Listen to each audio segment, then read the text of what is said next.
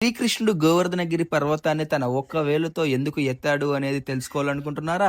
అయితే ఈ రీల్ చివరి వరకు అయితే చూడండి, మీరు ఖచ్చితంగా అయితే తెలుసుకుంటారు. శ్రీకృష్ణ లీలలు ఎపిసోడ్ 5. గోకులంలో ఉండే ప్రజలందరూ కూడా ఇంద్రదేవుడికి అయితే యాగాలు చేస్తున్నారు. శ్రీకృష్ణుడు అయితే అడిగాడు ఎందుకు ఈ యాగం చేస్తున్నారు అని. అప్పుడు గోకులంలో ఉండే ప్రజలు అయితే సమాధానంగా వర్షాలు పడుతున్నందుకు మనము దేవునికి ధన్యవాదాలు తెలుపుతూ ఈ యాగం చేస్తున్నామని అయితే చెప్పారు. దీనికైతే శ్రీకృష్ణుడు ఒక సమాధానం అయితే ఇచ్చాడు. మనకి వర్షాలు పడుతున్నది ఇంద్రదేవుని కారణంగా కాదు, మనకు వర్షాలు పడుతున్నది మన చుట్టూ ఉండే గోవులు, మన చుట్టూ ఉండే నేల, మన చుట్టూ ఉండే గిరుల కారణంగా. దీనికి మనం అయితే గోవర్ధనగిరి పర్వతాన్ని అయితే పూజిద్దామని శ్రీకృష్ణుడు అయితే చెప్పాడు. దీనికి గోకులంలో ఉండే ప్రజలు కూడా సరే అని అయితే గోవర్ధనగిరి పర్వతాన్ని అయితే పూజించారు. విషయం తెలుసుకున్న ఇంద్రదేవుడు అయితే చాలా కోపదృక్తుడై ఆ గోకులం మీద 7 రోజుల పాటు కట్టిక వర్షాన్ని అయితే కురిపించినాడు, క్షణ తీరిక లేకుండా 24 గంటల పాటు.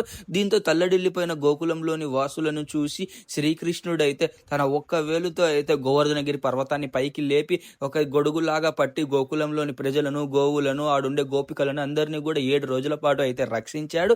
ఆ తర్వాత ఆ విషయాన్ని తెలుసుకున్న ఇంద్రుడు అహాన్ని వీడి భూమిపైకి అయితే వచ్చాడు. భూమిపైకి వచ్చి శ్రీకృష్ణుడితో క్షమాపణ అయితే కోరాడు. దీంతో శ్రీకృష్ణుడు కూడా క్షమించాడు. దీంతో గోకులంలో ప్రజలందరూ కూడా ఆనందంగా ఉన్నారు. ఈ గోవర్ధనగిరి ఘట్టంలో మనం తెలుసుకోవాల్సిన నీతి ఏమంటే, మనం ఎంత గొప్ప వారిమైనా మనం అహం అయితే చూపించకూడదు అనేది అయితే నీతి అయితే ఉంది గోవర్ధనగిరిలో. మరి ఇటువంటి మరిన్ని శ్రీకృష్ణ లీలల ఎపిసోడ్ కోసం అయితే తప్పకుండా నడింపల్లి చిన్నకృష్ణ ఇన్స్టాగ్రామ్ పేజ్ని ఫాలో అవ్వండి.